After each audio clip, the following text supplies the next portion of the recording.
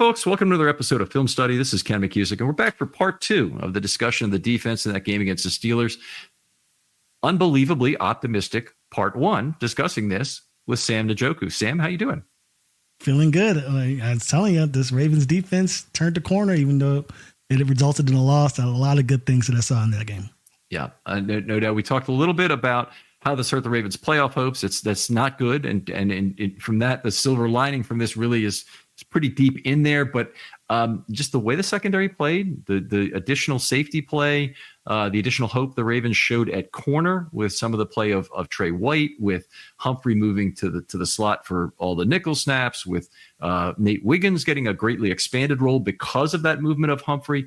A lot of positive to be drawn from that secondary play, because it really does seem to match up with just how well the Ravens defended in the past this game. And we're going to talk about that a little bit in the second part here. But Sam, really appreciate having you back here. Great discussion. Really appreciate all your knowledge of pass defense and coverage and whatnot that you brought to this in the first episode. But let's talk about the pass rush for a little bit, starting out this second time. I thought, first of all, good day in terms of the high-level stats that everybody's seen already, the sack totals and whatnot. So they got 4 sacks in the first half. I mentioned that they got all 4 of those, finishing with the Broderick Washington sack, which was 2 plays before Travis Jones' injury. Travis Jones got hurt. The Ravens' pass rush was not really the same the rest of the game. Yeah, and I knew as soon as he got hurt, I was like, man, this is going to be very troubling, because you saw earlier in the season, Travis Jones, when he got hurt the first time, how this pass rush really was affected. And you start to see him get healthy in that Bengals game. You think, okay, great. This is going to work well. Madubuike is going to have another dog in his arsenal to help him get to the quarterback. And when he got hurt, I said, oh boy, what are they going to do? Especially with the lack of guys dressing up in the interior line. You were thinking the worst, and you saw the fade, as you mentioned, in the pass rush for the Ravens. So you hope that Jones is okay moving forward, but you could definitely tell with his injury what impact he has on that football team. Yeah, it's just he drives the entire thing. So he was out for, he wasn't out for all of the 3 games, but he played the first 6, and he got hurt early in the Tampa game, in the first half anyway. And then they had him on the field for like 2 plays in the fourth quarter. So he did try and stay on the field, but Madubuike, not just Madubuike, the entire interior defensive line did not have a single pressure in that game after he left.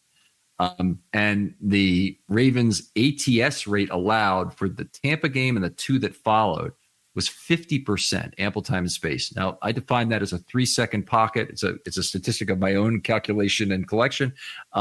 This game, it was only 20%.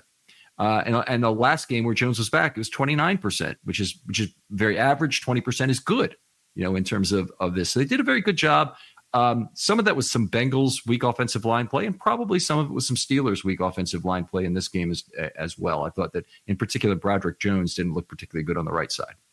Yeah, and you're spot on with that. And I know the Ravens have played some poor offensive line, so I'm not going to lay too much into that. But the fact that they were able to come in and double their performance in Cincinnati, I was very concerned initially that there's a chance that the pass rush success in Cincinnati wouldn't carry over. That wasn't the case. Mm-hmm. Obviously, with Jones being hurt, that does put a damper on some things. But for the most part, I think this pass rush is finding their groove. And I think a very interesting thing, I'm pretty sure we'll talk about it, is the fact that they didn't address David Ojabo. They brought in Adisa Isaac instead.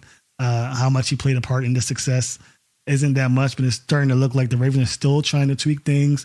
And that's been the theme with this defense for the Steelers game. They're trying to tweak things and find ways to improve. They're not just standing pat and hoping that things get worked out. They're making effective decisions that are starting to pay dividends as the season draws to a close, which is huge considering that the Ravens are still in the thick of it in terms of what they're planning to do in the playoffs.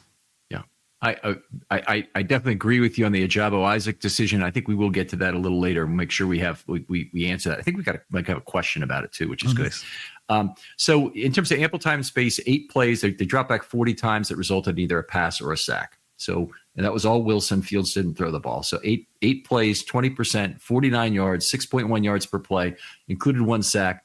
Now, my standard for that is about 8.5 yards per attempt, and that's based on some past Ravens numbers. It might need to be updated. That might not be enough to expect, but at 8.5 yards, he still fell 19 yards short of standard, which that's what you want. You want to hold your opposing quarterback short of standard. Yeah. What I'd say is good about that is the ATS number is low, which is a good thing for the line. The 6.1 yards per play, which includes the sack, is good for all components of the pass defense, but especially the secondary, that they're showing up, holding up their end of the bargain on a good low ATS amount. And so Burrow had I think 29% ATS, but he also had something like 15 yards per throw on ATS, that's a problem. So then the secondary is not entirely holding it up. The ball out quick is the second, 40% ball out quick. His numbers worked out great this week. 16 plays out of 40, exactly 40%, 75 yards, 4.7 yards per play.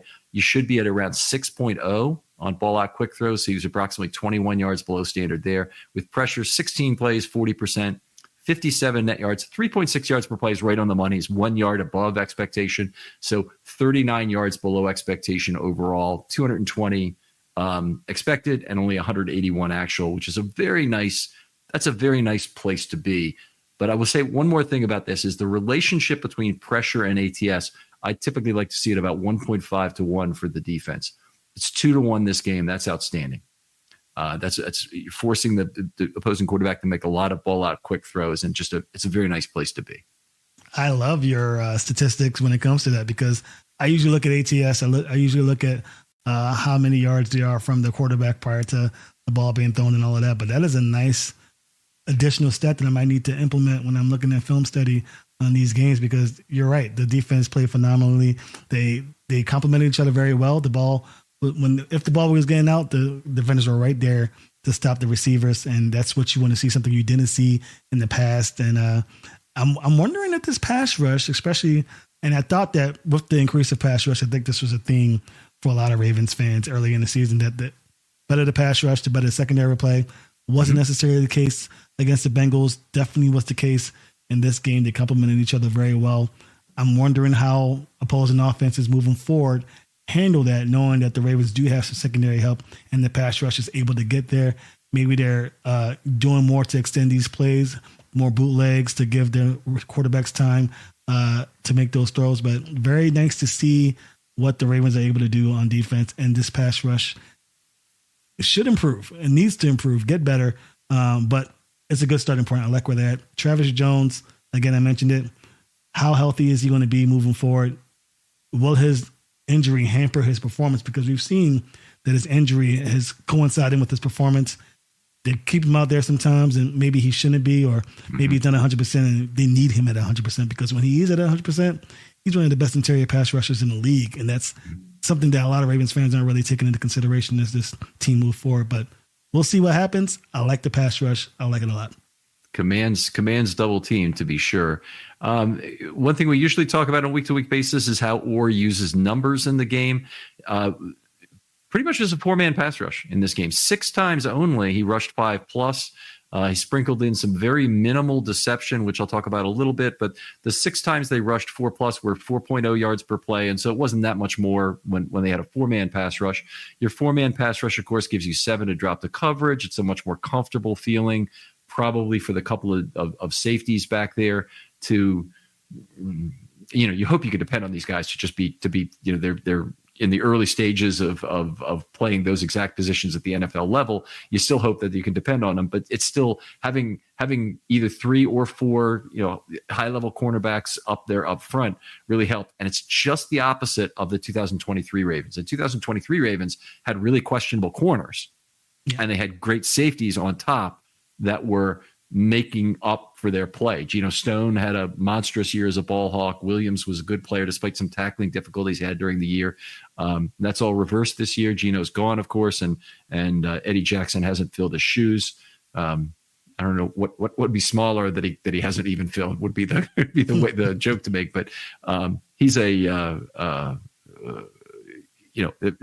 Washington and Hamilton back there now, it should be something we can depend on. I still feel like the corners that they have now are probably going to make it easier for those two. Yeah, and that's a great point that you made considering the 2023 team. The Ravens are way better at corner than they were last year, talent-wise. They should feel a lot more comfortable. Of course, the pass defense hasn't been where it needs to be, and we've talked about how that is directly correlated with the play of the safeties. So moving forward, I think the Ravens may decide to be more comfortable blitzing more. I don't know if I'm comfortable with that as a fan, considering how well they played with the 4-man rush, but it stands to reason that with the play of White and Wiggins and what they choose to do with them moving forward, that they can be a little more exotic with the amount of pressure they send with a 5th or 6th blitzer. But we'll see. I think that's one of the things they'll need to work on as this team goes forward. The Ravens love to build upon decision-making and their performances and things of that nature. And maybe later on we'll talk about my thoughts on what they decided to do in the offseason post-McDonald. But I think that the Ravens DBs are primed for success. A lot of that we'll have to deal with not having Kyle in the line of scrimmage, which sucks because I love watching him do damage there. But yeah, I think that the secondary is way better this year than last year talent-wise. So we'll see how that translates. All right. If you want to see other detail on the pass rush and how it went out by numbers, take a look at the article, please. That all that detail is out there. I do want to talk about some of the elements of deception used. Or called 5 off-ball blitzes in this game. Now, that's when somebody is at least as far out as the slot corner and blitzes. If he declares himself early, if he gives himself early, he's no longer in that group. Or is an off-ball player at least 1.5 yards off the ball. So that's oftentimes a linebacker, sometimes a safety rushing in and blitzing. Only 5 of those the whole game. 0.13 per play is exceedingly low. And here's the funny thing. All these elements of deception really worked out well for the Ravens. So they used them only a little bit, but they were very successful when they did. 2.8 yards per play, 5 yards, 14 plays, 1 sack in there. They had 2 stunts during the game. They were both singles. This is a team that normally stunts a lot. And when you're not doing anything else, usually your players can call stunts on field and will do so in order to get advantages on things they see on the field. They don't even have to ask the coach. They get empowered to do it. But in a game like this with Wilson, I think they were actually trying to contain the pocket, even though I don't really think of Russell Wilson as being a running quarterback. I think that was a reason why they might have said no to it. Maybe they were deciding maybe we're going to go ahead and keep him in the pocket because we want to force him to make a mistake with the football. Okay. Maybe they didn't trust him. That was my thought process with it. But to your point, I don't think that's would have been my thought because, again, I don't think he's that great of a runner anymore. I don't think that's part of his skill set, especially given the makings of that offense. So very surprising. I'm sure 2023, the Ravens did a lot more off-ball blitzing. I think I saw it ad nauseum last year and in a good way with McDonald. So I think very interesting their thought process. I think the word of the day was simplification. That's kind of the thought process I had with Zach Orr. They want to simplify things. They thought they were getting too exotic. At least that's the message that I was hearing from them earlier in the season. Whether or not they'll build upon that with the success they had today and the comfortability with Kyle Hamilton back there remains to be seen. But very interesting that they only chose to blitz that number of times. And the stunts, yeah, to your point, they do choose to do that off screen. I mean, prior to the snap on their own. So I wonder what was their thought process with that later in the game when they weren't having as much success rushing the passer with Travis Jones. Well, when you see like 12 stunts in a typical game, maybe, and that might be a normal kind of number that they would use. Maybe that's even a little high. Maybe it's 10 stunts would be normal. But when I see 2, then Orr has said something to the defenders and said, "Hey, look, we can't go off script and do stunts here. We need to get after Wilson, get in his face." It could also be a quick pressure thing because stunts often take a little longer to develop. Another thing that stunts do are they create passing lanes for the quarterback. And Wilson being a shorter guy, they might have wanted to make sure that as much of the horizontal space along the line of scrimmage had potential arms in the way to either block the ball or just to block his vision because he has a hard time looking over, really seeing the field at his height. Yeah, that's a good point. I didn't even think about that. It does create passing lanes, and maybe they thought that was part of the problem, but I all kudos to Orr because I thought he did a masterful job in this game. So whatever his thought process was definitely accurate because they were able to get after him at least early on, and the pass defense of this team excelled considerably. So I wonder what they'll do in the Los Angeles Chargers game. Of course, that's a conversation for another day, but I see the vision of Orr in this one. Yeah. I think lots of things to like here. Two more things. Simulated pressure. Now, they've done a lot of simulated pressure versus certain quarterbacks and certain offensive lines when they're trying to confuse the line on blocking assignments and confuse the quarterback sometimes on hot reads.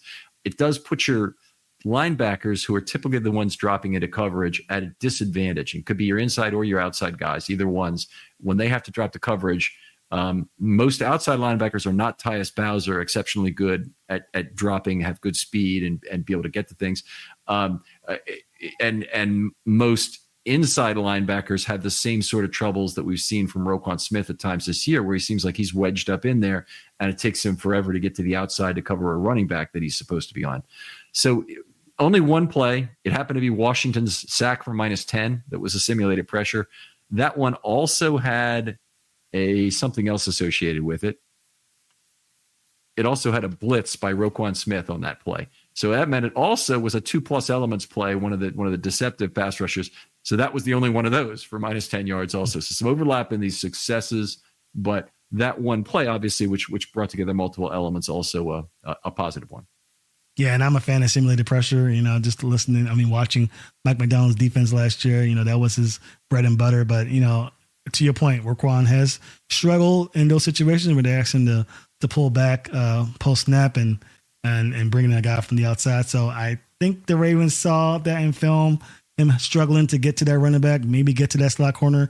I saw a couple of those plays in the red zone against the Bengals a few times where they did ask that of Roquan. So very nice to see the blitz of Roquan, because I think he's an underrated pass rusher. I think at times he has that ability to get there, probably in deceptive moments, but still, I think that he does play a part in their success. So I'm sure you'll see more in new games. I think maybe even Herbert. I'm sure we'll see more stimulated pressure, because that does play a huge part in confusing him, the QB. But all in all, I can't complain. But one simulated pressure it's kind of nuts considering where they were this time last year.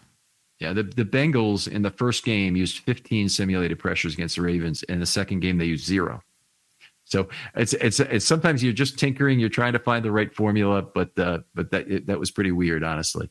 And to your point about Roquan, I think he's kind of in an unfortunate position that C.J. Mosley was in his last year with the Ravens, that he's the best coverage guy they have at inside linebacker. So they're trying to put him into that space because they know a Trenton Simpson can rush the quarterback from that weak side spot, and that will be create a less of a negative space for him. It's kind of like the Kyle Hamilton moving to free safety spot is. It's not necessarily the best place for Roquan. You might rather use him as a pass rusher, or he might be better as a pass rusher than he is as a coverage player. But you have to have someone from the inside linebacker group be a coverage player on most schemes, so they have to rely on him. It's unfortunate, but C.J. Mosley, I think, really was hurt by some of the stupidity among Ravens fans talking about what a bad coverage player he was, when he's really forced into that situation by what the Ravens did. Yeah, I think Roquan, is still a good coverage linebacker. I mean, don't make any mistake about that. But they are asking a lot of him, and yeah, fans are going to be fans. Some of them aren't watching film. They're results based, and that's fine. But to your point, yeah, C.J. Mosley was another guy who definitely was in that position where he had to do more, and sometimes it worked for the betterment of the team. And I think this is a situation where if Roquan is in a little bit better position from the coaching staff, he could do more damage as a coverage linebacker. I still think that he's a phenomenal linebacker. I think he's one of the best in the league. People may say he might be a task lower, and there may be some truth to that. But for the most part, you can't ask for a better linebacker. And I think when he got injured, you kind of saw a little bit of this defense take a hit, especially in the run defense aspect. So fans, be careful what you ask for and what you're wishing for in regards to your players, because they're doing more than you think, and it's for the betterment of the team in certain situations. Yeah, the notion that Roquan should be taken off the field somehow is just ridiculous. I mean, you can't consider that. And he's the green dot. He's critically important for calling the plays. Looked like Kyle Hamilton had the green dot late in the game. I may be wrong about that. It may have been Harrison, but I think that Hamilton might have been the guy, because Harrison actually was off the field on a couple of plays. So it wouldn't have completely made sense for anybody but Hamilton to be the guy. Right. I think it was Hamilton. All right, let's move on. Let's talk about individual players. And Sam, you're the guest. I know maybe don't know the format, but you bring up the first player, and I'll talk about what you want to talk about him, and I'll respond to that, and then I get the second. All right, I'll start things off. I am loving Odafe Oweh. I think he's a guy who, slowly getting acclimated. I talk about this on my show all the time. Got to give these guys time to develop. I think there's a skill set that they come out of college with, and we know what his skill set was. But, transitioning from college to the NFL is very tough. So when I see flashes of brilliance from players, I get excited. And it seems like for a second straight week, he's starting to put things together. So I'm very excited for what Odafe Oweh has done. I'm sure the Ravens are ecstatic with his performance in this game. And if he can continue to build on this performance, this Ravens defense is going to improve way more than many expect, because he was going after it, especially early on with the addition of Travis Jones and Madubuike both at near 100%. So I'm very excited with his work, and I'm assuming that this continues, but it remains to be seen. So great game from Oweh, by the way. And last week he had 4 actual quarterback hits, and there were 2 others. Might have been one negated by penalty, by like a roughing the passer on somebody else. He lost a quarterback hit, and then one other was negated for some other reason. Like it got, I forget what the reason was, but there, he essentially had 6 quarterback hits in that game last week. In the game here, he turned it up a notch and got the sacks. Everybody wants to see Odafe get sacks. He had 2.5 sacks in the game. So for one of them came on the slide. The half sack was a slide by Wilson where they granted it equally to the 2 closest players, who were Odafe and Brandon Stevens on the play. But he also had a very fast sack where he beat Jones outside on 3rd and 4, and he had another S-10. I'm sorry, I don't have that correct. I'm looking at my sheet here for the other sack he had. He had a sack -10 that was negated by review, by the way. And that was the play where Pickens was on the right sideline. He stepped on the sideline, was ruled out of bounds.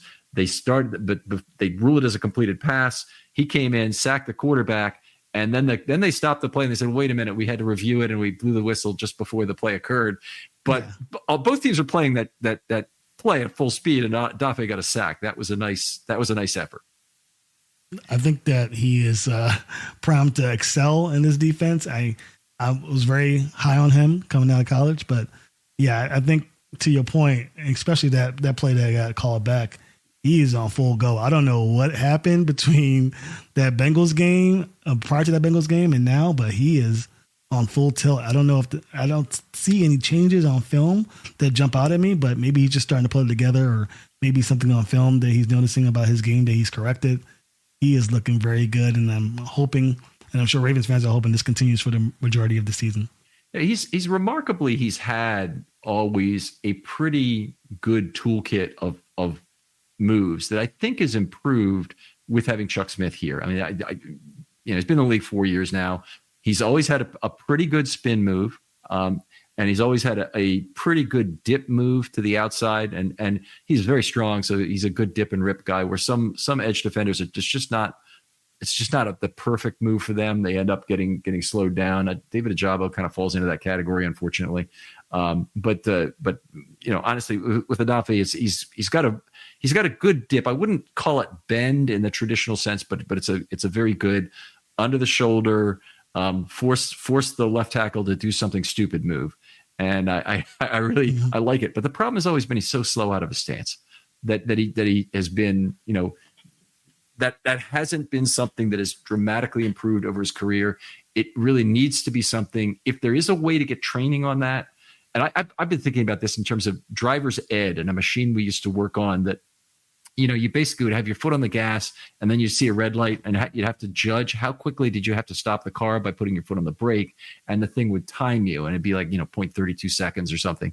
This was in 1979 I learned to drive. So it's I'm sure things have improved since then. There are machines, and there are certainly machines available to athletes to judge how quickly are they managing that information to get out of their stance and get off quickly. And there probably are even specialists to teach it to edge players, defensive linemen, in terms of how to watch the center, how to watch what his ticks and his cadence are to see if you can maybe anticipate it sometimes, but most of the time work off first movement of that ball. I would think there has to be some off-season time that would be really worthwhile to spend on that. That he could make himself a much more valuable player in the National Football League.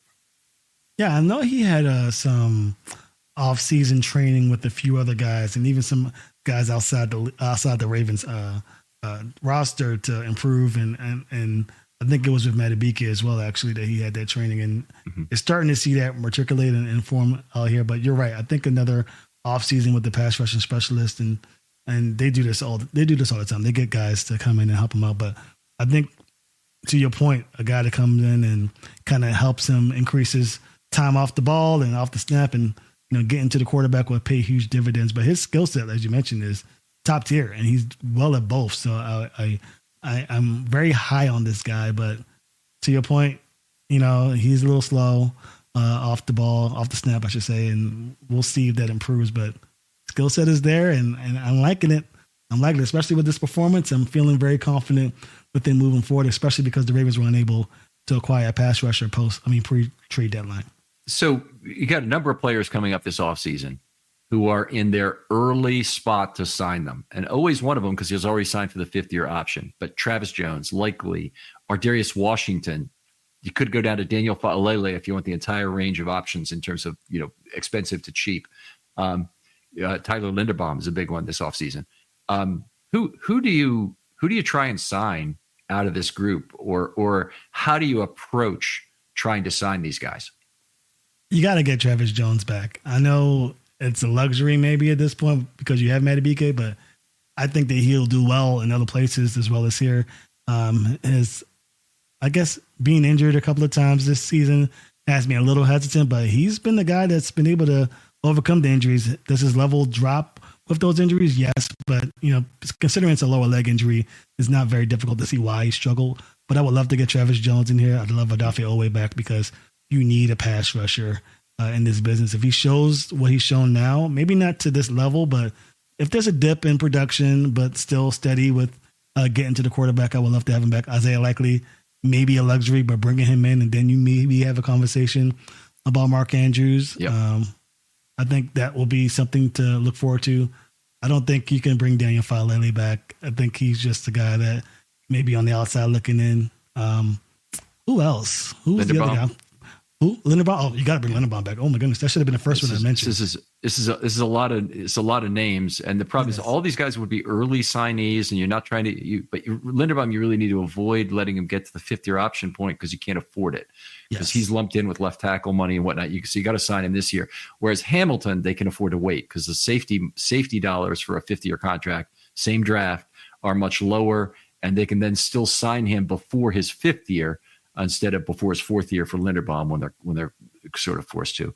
But I want to go back to Travis Jones for a second because I think basically Travis Jones is the kind of player, and hopefully you keep Pierce around too for next year. He is signed, that you have a player who makes all outside pass rushers better and would actually fuel the Ravens' ability to sign cheap veteran pass rushers. I think players like Clowney, Van Noy, and others they've had recently. Jason Pierre-Paul, you want to go a little further down the list. Justin Houston are guys who have really benefited from the Ravens' interior defensive line strength. And he basically, his contract isn't for his own pass rush; it's for how he drives the rest of the pass rush around him. And I really hope they could do it. I really hope they can find a way to get the money. But he'll command a lot of money come 2026 if he does not sign. Yeah, and we know that you've been a big Travis Jones fan since the beginning. So you're not one of these guys that have come in and, all of a sudden are in the bandwagon. You've been high on him since the beginning. So I hope for your sake and for Ravens fans' sake, they definitely keep him. And to your point, you're absolutely right. Having interior pressure definitely alleviates both the need to have a premier pass rusher on the outside and the expense that goes with it. So I think Travis Jones is a multi-dimensional need for bringing him in for the long term. So hopefully they get it done. I would be very happy if they do so. Yeah, me too. I'll move on. I'll talk about bring up Kyle Van Noy. I was interested to see this because I write up my piece, and I've got all the time references and the plays and whatnot, and I'm trying to judge who really I think played well. And then just about the time I release it, PFF also releases their grades, and I noticed that they had Van Noy rated as not particularly well this week. And for starters, I had him for contributions to 8 pressure events. Now, part of this is in a difference of how we define the cone, and there's very strong evidence given in terms of how the quarterback reacts to the cone being impinged or imperiled, that he won't step into his throw in the usual way. He'll kind of half step into it. Anytime you get the quarterback even to do that, you're accomplishing something as a pass rusher. And Van Noy had 6 full pressures, 1.5 pressure, and a quarterback hit. The quarterback hit was a late one. It was kind of a cleanup job off an ample time and space opportunity. Still good. Always good when you knock the quarterback down. I thought he had a really good game from a pass rush perspective, not just an okay game, a really good game. And then from a rush perspective, I thought he kind of let the team down a little bit. He was one of the guys who didn't completely stay in his spot. He was a part of a 13-yard run, another screen pass that went awry. So there were some problems there, but as purely as a pass rusher, I thought this was an excellent game for Van Noy. Yeah, and that was my thought process too when I looked at his stats, that he did have a great game as a pass rusher. I think I'm not 100% sure, and I'm still trying to figure out. There was a couple of guys who disappeared in this game. What the reason for was, I don't know if it was by design or if it was just him not feeling so well. I'm not 100% sure. I think Kyle Van Noy was on the injury report for a couple of weeks, so that may play illness. That's what it was. Okay, so that may play a part in his struggles in a certain situation. But I think you're exacerbating yourself the most when you're rushing the passer. So it may have been one of those things where you're just saving himself for those critical moments. But yeah, he wasn't all that impressive in those regards. But still, for a guy to come in off the street basically and comes in and he continues to be a guy that can make plays for this defense, I'm not going to get too upset with his performance one way or another, especially on the opposite end of his play as far as things outside of pass rush. So I get it. He didn't play that great of a game, and the PFF pretty much notates that. But I think as a pass rusher, he was still effective, which is good in my book. All right. Let me see. Who would I want to talk about next? You know who I want to talk about? And I think fans would kind of enjoy this a little bit. Marlon Humphrey. And I think Marlon Humphrey is a guy who's been maligned a little bit by the fan base. And I don't want to get too off topic with the technicality, but having a podcast, being the guy that isn't in their sense doing enough to prepare for the game, he has been exceptional as this holiday season. Find the perfect gift and spark something special with Uncommon Goods. No need to stress. Uncommon Goods makes shopping easy with hand-picked, unique gifts for everyone on your list, all in one spot. Think gifts that bring out the smiles, the laughter, and that, yes, it's exactly what I wanted moment. They scour the globe for one-of-a-kind, handmade, remarkable items, and they always seem to know the perfect gift. I got these Camden Yards drinking glasses on it that have a nice etch of Oriole Park and the skyline around it. Check out their new officially licensed NFL collection for you Raven fans. When you shop Uncommon Goods, you're supporting small businesses and independent artists. Many of the products are made in small batches, so make sure to get yours before they sell out. With meaningful gifts from personalized items to special finds for kids, sports fans, and book lovers, Uncommon Goods has something for everyone. Plus, for every purchase, they donate $1 to a nonprofit. Over $3 million donated so far. To get your 15% off your next gift, go to uncommongoods.com/ravens. That's uncommongoods.com/ravens for 15% off. Hurry, this deal won't last. Uncommon Goods, we're all out of the ordinary. Defender, probably maybe even more so than Kyle Hamilton, in my opinion, just being that guy that's been consistent, that huge interception. Terrible throw by Russell Wilson, by the way, but still to have that turnover that pretty much gave the Ravens a chance. He's played exceptional. He's been the heartbeat of this team. Offenses are still not throwing at him. I'm not sure if you have the targeting numbers yourself, but they're really staying away from this guy. And why not? I mean, this guy is still, in my opinion, playing at a Pro Bowl level. I think he leads the league in interceptions for cornerbacks. So he has played very well. I'm very happy with his performance, especially given kind of the negativity he's got from the fans, but he's going to be a big part of this defense moving forward, especially considering, as we mentioned, Kyle Hamilton's moving back to the back end permanently for most of the time. Him being that guy in the middle of the defense will pay huge dividends, and I think he deserves his kudos. He's got a 14% target rate this year, which is higher than either of Stevens, but it's pretty close in all the cases. Part of that is probably because he's playing a fair amount of slot corner. He may get a higher target rate there, so it's not the same as judging him against an outside corner. So I think there may be an apples and oranges component of this, but hey, he's been great when he has been targeted. When he has been targeted, he's given up 313 yards on 54 targets, which is under 6 per target. That's just outstanding for a corner. The passer rating throwing against him for the year is 55.6. In this last game, it was 2.8, by the way. Wow. So 1 interception, no touch. He allowed 3 targets against him for 4 total yards. So he's made contributions in every part of the game. Made contributions as a pass rusher again in this game. He had a pressure where he chased Wilson right, then Wilson threw the ball to Harris. Darius Washington missed the tackle, and then Humphrey came in and cleaned up. And so he had pressure, and then he cleaned up on a missed tackle after. Just amazing play. It's kind of like, reminds me in some ways of the, not quite as great as this play, but the Hamilton play where he accepted a chop block, had a lineman fully on top of him. The lineman gets off him, he gets up, and he still makes an interception on the play. 49ers game. Yeah, I remember 49ers very well. Yeah. Yep. Yeah. So great game for Humphrey. Contributions against the run as well. He did everything. If we had MVPs in this game, he has certainly been the defensive MVP for me. Yeah. He's been phenomenal. I got one other play that I know we want to talk about. That's Tre'Davious White. He wasn't in there for a whole lot of plays, 24 snaps. So just to get the evolution of the game, we did talk about this a little bit in the first part, but I'll go over it again very quickly. He played initially only in the dime packages. Now, we talked about how very impressive the Ravens were with their dime package getting stops. 7 drive-ending plays out of 8 dime snaps, and White was in there for those. He had 3 of his stops, 2 of which came in dime packages, come on a 3rd and 20 and a 3rd and 5. The 3rd and 20, he kept a PL8 in front of him, so a pass left for 8 yards. He didn't even make the tackle, but he kept the receiver in front of him, and I think it was Washington. Yeah, Washington made the tackle. Then he had the 3rd and 5 play in the end zone where he knocked down the pass at the catch point with Pickens. And that was more of a contested catch point, not where they were physical with each other. And then, of course, late in the game, they got real physical with each other. And I think Charles Davis really called it correctly, that's a place where they're not going to call the flag if Pickens has his hands on White as he did. If Pickens had put his hands up and played the "I'm getting interfered with" game, then maybe they'd have given him the flag. But then also maybe it had been interception, so he couldn't really afford to do that. White was in position, and unfortunately, he didn't come down with that.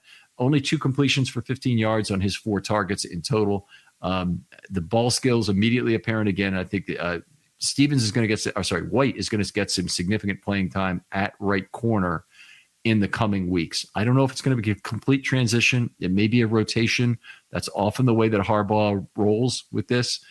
Keep Stevens happy, rotate back and forth, maybe also have Stevens play some safety in practice. And if you need him there, you move him there, and then the situation kind of resolves itself. Yeah, you hit the nail right on the head with that one. I think they'll transition White slowly. I'd be very surprised if it's a full transition, just because, as you mentioned in the last episode, White told us that he's not 100% comfortable with all the complexities of the defense yet. So I'm not sure if you want to have a guy like that out there full time for 70+ snaps a game. But he has earned that playing time. He's earned the trust of that defense. So I think we'll slowly see him acclimate to this defense. I think there's a chance that he'll have more playing time in the upcoming game against the Chargers. I think that will be a better litmus test, in my opinion. There are things that George Pickens does that there's no one on the Chargers roster that has that skill set. So it was nice to see him be able to lock him up with those 3 critical pass breakups. But it'll be nice to see him moving forward to see if this is just a one shot in the dark or if this is a consistent thing. And if he's able to play anywhere close to the way he played in this game for a full season, the Ravens are in a very good place entering January. So I'm very impressed with White. Again, as I mentioned in the last episode, I was kind of hopeful, optimistic about his level of play, but I could not have guessed that he came in immediately and had this type of success. So definitely good to see if you're a Ravens fan, and be interesting to see how the Ravens use Stevens moving forward. Let me ask you with one more question on White. He had a receiver like Pickens to work against for a lot of his coverage snaps in this game. Not all, but a lot of them. Does he stylistically, do you think at this point in his career, match up better against a Pickens because he's more able to contest the catch point? His speed does not put him at a disadvantage against a player like Pickens as much as it would be against a faster receiver if a Flowers or even a Bateman was matched up with him. What's the ideal coverage matchup at this point in his career for Tre'Davious White? You are 100% spot on. That's exactly what he'll be used for. It's very difficult to play these speedy receivers. Even Marlon Humphrey sometimes struggles against him. I think they'll be better served with these big body receiver types to have him on it. Somebody that can contest, as you mentioned, at the catch radius point. I don't know if the offenses will get a hold of that and kind of position them in that regard. And I want to get your thoughts on how the Ravens choose to play their corners. I think for the most part, the Ravens have their guy on one side and they don't really deviate or follow the opposing receiver. So that's something that opposing offense could take advantage of. But to your point again, I think he's well equipped to handle those big receivers. They're not too speedy, too agile that are going to try and go up and get him. And that's something that the Ravens really haven't had as far as defense on the outside. We have Marlon Humphrey on the inside able to do that, but to have a defender on the outside who's able to consistently defend those guys is something that the Ravens, I'm sure, are very happy to have now. That's you make a great point there about the fixed sides for the corners. It's something that's kind of frustrated me. There are lots of reasons to do it. If you've got corners who like to find the ball over one shoulder, then that's something that you might realistically stay with, and there are reasons to do it. I don't know that White is limited to one side or the other. I honestly don't know his career history, whether he's been largely LCB or RCB. Do you happen to know, by the way? I don't know, but I know he's an outside corner, but that's pretty much the gist of it for me. But that's actually an interesting point.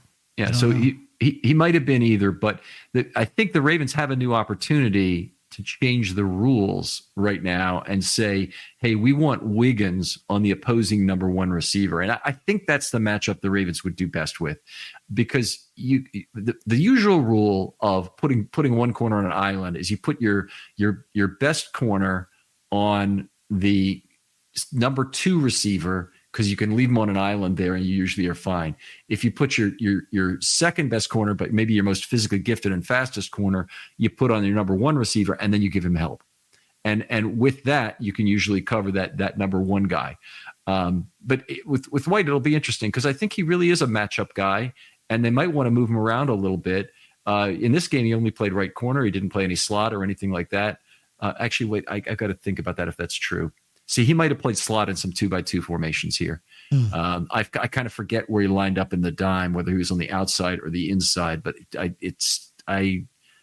Stevens was definitely at the end of the game. Stevens was lining up at the inside in these dime formations. Yes, but I'm not sure how they were matched up earlier than that. So I'll hold my tongue a little bit on that one. I still think that moving forward, they will be better served that way. But I think. Maybe, again, this is just based on the small sample size you got. He might have that agility. We saw what he did in Buffalo. I think he was better equipped to handle those smaller, faster receivers. But I think they're okay with just having him be on that big body. And as you mentioned, having Nate Wiggins on the number one receiver, I think they will work better that way. Whether or not they choose to do it remains to be seen. I haven't seen much evidence to see that prior to this game. But here's hoping. I think the Ravens are better served if they're a little more versatile.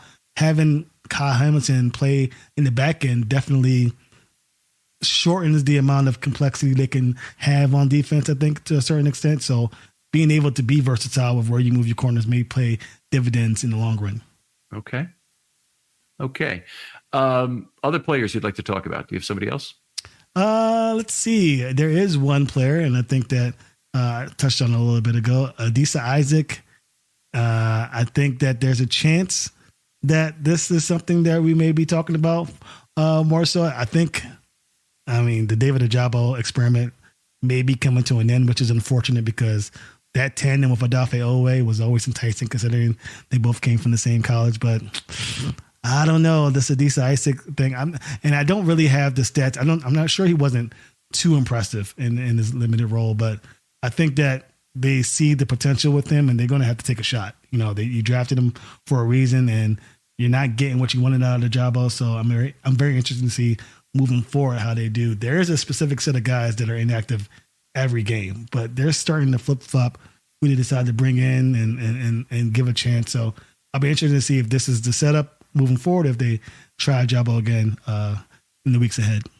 Right. So sometimes you're very limited in terms of who you can use. And part of it is a limitation to special teams, and part of it's a limitation due to injuries. So if you have a number of walking wounded on your roster, so for instance, Mollett is on the roster. He hasn't gone to IR yet, but they can't activate him because he's not ready to play. He's in a boot right now. And it may be several weeks of that. And Rasheen Ali might be, actually he's back practicing full now, so he's a bad example. And the Ravens are largely healthy coming out of this week. So they're in a fortunate position of not having a lot of walking wounded.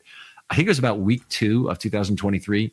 The Ravens walking wounded were littered all over the roster. They barely could dress 53 guys. And one game, they dressed a 9th offensive lineman. It was Salah for a game when they had, there's just no use for this guy. You get an 8th offensive lineman free, so they took that. But then because the roster increases by 1 if you have 8 offensive linemen. But there's no point in having a 9th offensive lineman. But that's all the Ravens had on their roster was that additional player. So I guess they figured may as well have the extra security blanket for for what might happen. Right. I forget where we were. Oh yeah.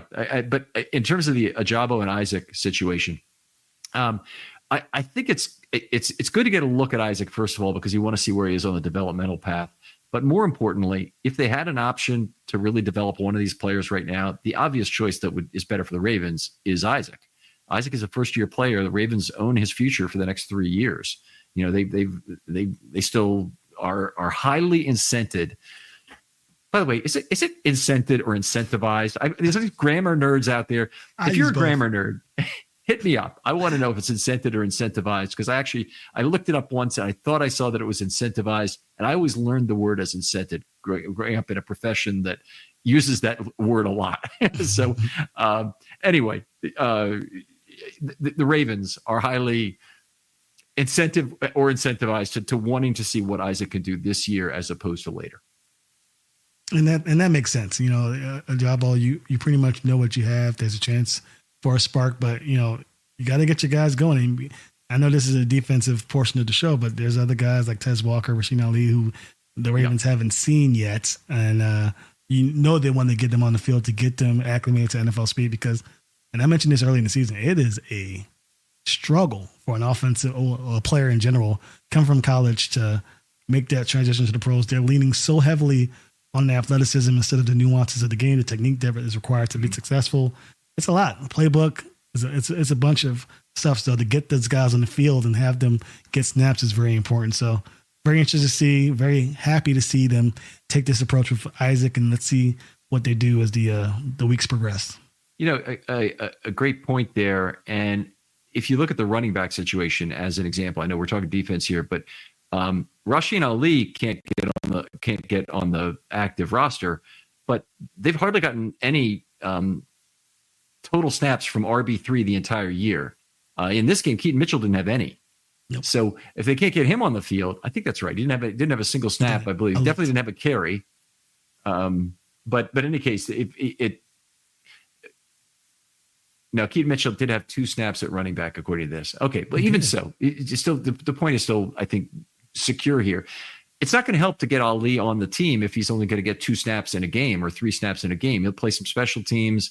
But right now, the Ravens, his roster spot is the most in jeopardy of anybody. He's the next one to go if they have to go to the street to get a defensive lineman, if they feel like they have to go to the street to get a free safety. Ali is the guy who will be put on IR and shell for the season. So I kind of hope that they determine that Keaton Mitchell is really ready to go before that happens. There just comes a point where you have to do it, and you can still reverse it, because you have a even if he's going hurt, they can bring him back in 4 weeks. Yeah. All right. How about we do some mailbag questions here to close it out? And I know we've got a few in there, and I know some of them were related to the safety situation, but here we go. Okay, here's an interesting one. Do you have any tips for how to identify holding when watching a game live on TV? Unclear what actually constitutes a hold and when calls are valid, unfair, or missed. Can answer an offensive episode, or it may be worth its own short. Okay, good question. I just looked at it here without doing it, but how about for you? How do you identify a hold when you're watching one on TV? Are you talking about defensive holding or offensive holding? I think they're talking about offensive holding, but we could call it that way for defensive holding too. That might be more appropriate to the show, but offensive holding is I think what he's talking about. Okay. Well, for defensive holding, it's anything after 5 yards. If I see them, holding on to the guy too long after that 5 yard mark, then I'm assuming that they're going to call holding 9 times out of 10. On the offensive side of the ball, it's whenever their hands aren't within the numbers, within the shoulder pads for me. So if they're holding the arms, or if the player's having difficulty moving one way or another with their body, then that's my indication of holding. It's pretty much for the referee, it's holding on every play. I think we say this all the time, but it is very much so. In my opinion, you shouldn't call holding on a play that doesn't necessarily affect the play. So if you see holding on the right side and the guy's running left, just let it go, unless it's egregious, in my opinion. But other than that, I think for me, when I see holding, it's that when you're impeding the movement of the defender by holding them outside of the front plate of their jersey. Right. So key for me is watch for where the hands are. It's very natural for big offensive linemen, in particular when they're blocking a linebacker in level 2 or do other things. And Daniel Faalele does this all the time, and it kind of drives me nuts in a way. Is their wingspan is too great for them to easily put their hands on the chest plate of the player, where they have broad discretion to do what they want to do in terms of grabbing jerseys. It's not limited in the way that it people think it is for, say, receivers who are very much impeded by any sort of jersey grab. Usually jersey grab that's apparent is immediate flag in the secondary, even within 5 yards. It'll be an immediate flag. A jersey grab on the offensive line is perfectly normal. And in fact, we had Ben Powers on the show. He said his preferred method of blocking was to use his right hand for power and his left hand for control. And his left hand, he would immediately go to the V-neck of the jersey, and so be grabbing down on the guy like this while he's trying to use his right hand for power there. Great idea. If you can get away with it, it's great work. And he did. I mean, his whole final season with the Ravens, when I had this discussion with him, he'd only been penalized one time the whole game, and it was a pretty ticky-tack call when it happened. It was in the level 2. But that's the primary thing is keep your hands inside the frame. When the ball goes by you, there's a natural impact that if your hand is on the guy's outside shoulder, that the holding is going to become apparent to the referee. So you have to know when to quit on the block. Let it go. It's much better. Those post-snap fouls are very costly because they not only can cost you 10 yards, which is really bad, they can also cost you the play and be declined if it's worse. If there's a fumble, if there's a turnover, if they lose 5 yards on the play anyway, they may decide that's better. If you get a few yards, but it doesn't give you the first down on third down, that is such a serious and misunderstood component of penalties, that optionality to decline, that you really don't want to put your team in that position. Yeah, that's very true. I can't stand it during a big play when it gets called back. Oh my goodness. And yeah. We could talk about it all day about the legal man downfield. I know this is a defensive portion, but man, those penalties can kill you. And holding, especially because it does move you 10 yards back, and it does give the opposing team that option to decide which way do you want to die, by 1,000 cuts or the 10 yards back motion. So yeah, holding stuff. By the way, that question came from @Kedma Weather. Really appreciate it. KMFFL Podcast Network. Next question comes from A-Bits, longtime listener of the show, comes up with questions almost every week, but he's got a good one here. With Hamilton taking over the free safety role, Roquan looked much more effective. How much would you attribute that to the improved safety play, and what, if any, scheme changes were made to help Smith out? I didn't see him in the A-gap this week, which is a change. By the way, he's right about that, because the Ravens had very few even individual simulated pressure, and Smith, in fact, dropped the cover only 2 times. Oh, wait a minute. That's for two sheets, my third sheet of the game. Yep. Still only 2 times the entire game did he drop from the A-gap to cover. So great point, and obviously very good observation there, A-Bits. What do you think about that? I mean, should it follow naturally that having a free safety you can trust is going to make for easier zone handoffs, and having Hamilton or Darius back there was better for Roquan?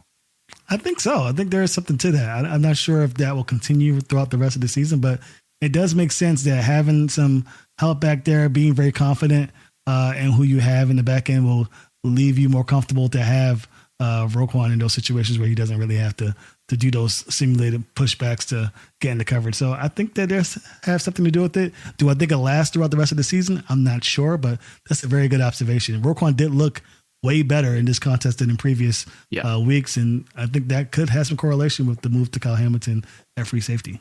Yeah, a lot in run defense for Roquan, but I thought he also had a good game in pass coverage where he didn't allow any big plays. And obviously, big plays are what you really want to avoid as an inside linebacker. Those plays between level 2 and 3 where you had a real chance to impact it and weren't either dragging your receiver properly or released too early for your safeties to have an impact on the play. But I've always felt, by the way, that PFF is very harsh in terms of their grading of who they give a target to between a linebacker and a safety. They're much harsher on linebackers. They give them a higher percentage of those targets.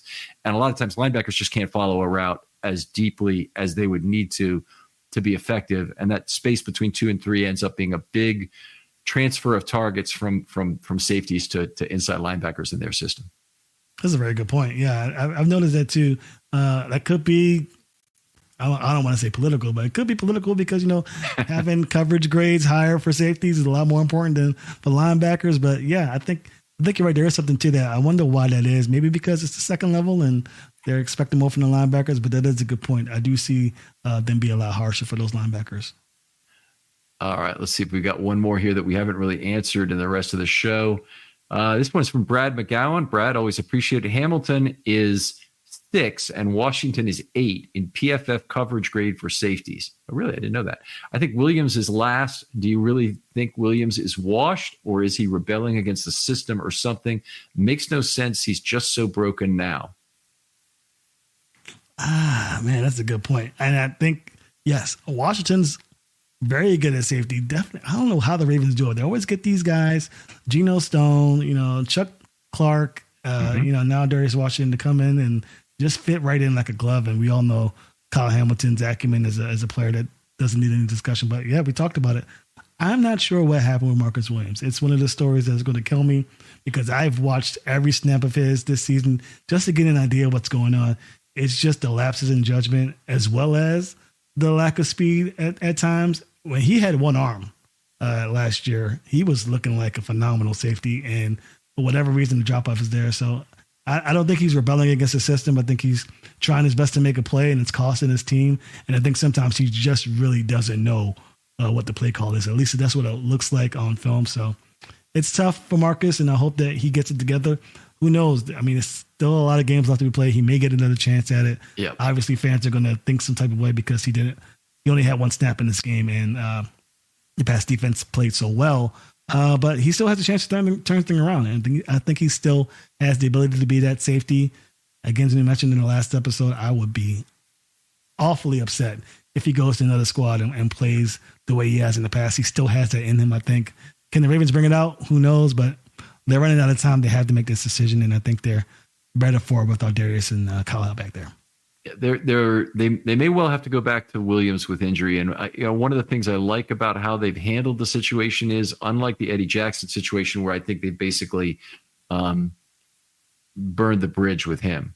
I think that with Williams, there's still a chance they could get him to get back in there on the back end and be the safety they needed if there's an injury.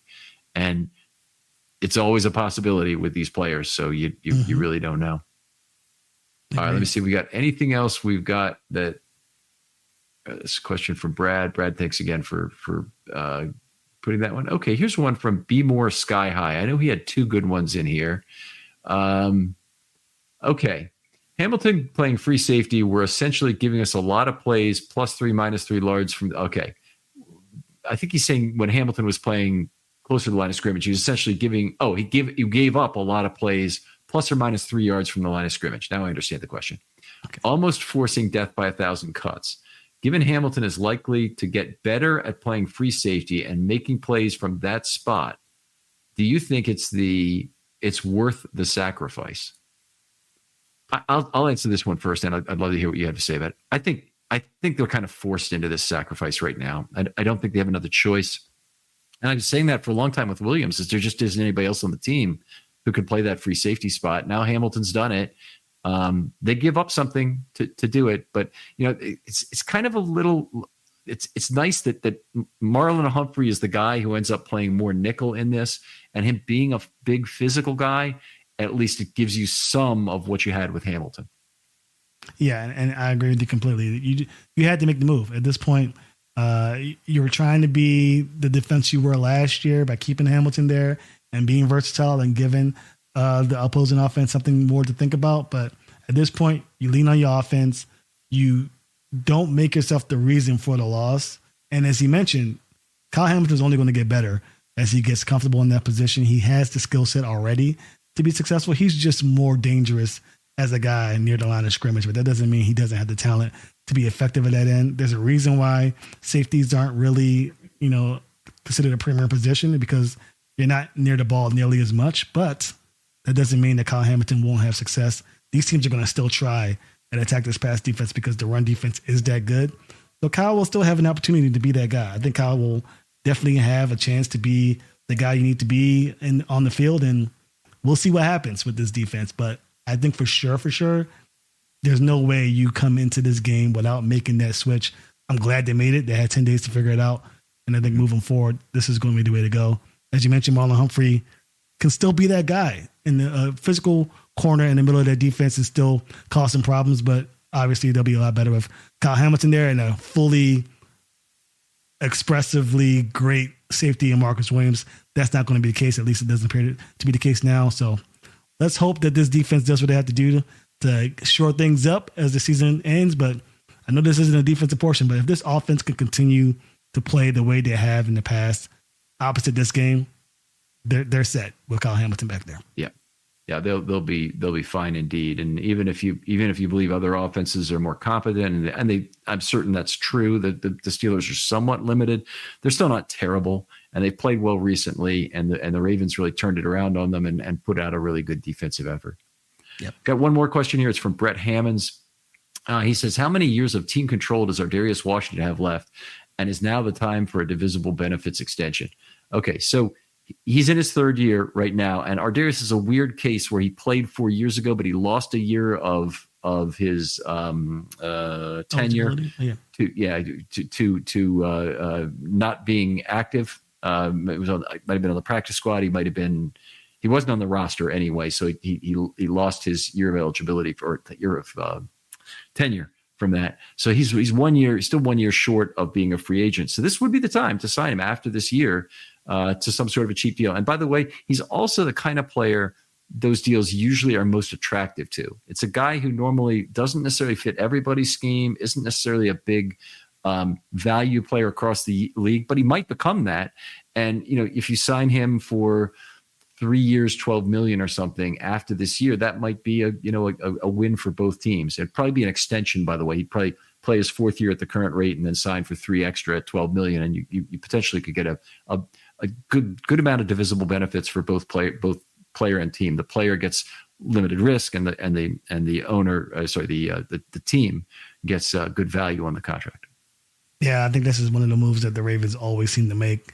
I think they'll be wise to make it, and I would be surprised if they don't do it in the offseason. I think, given the fact that we had 2 safeties now, we've given a pretty good chunk of change to having a guy that is stable and can be that safety. I always equate, especially now with the level of play, safety play. I equate safety play to, are you making the mistake? Obviously you're not going to have success one-on-one coverage against those speedy wide receivers, but in zone coverage where you have to be the last line of defense, are you making the critical error or are you making the play?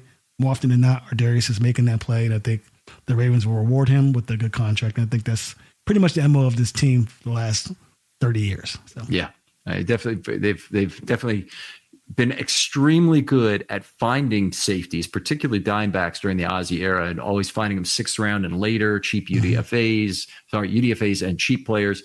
Ardarius was a UDFA, right? Yeah, he's UDFA. Yeah. He's not a even a drafted player. So another good one for the Ravens over the time.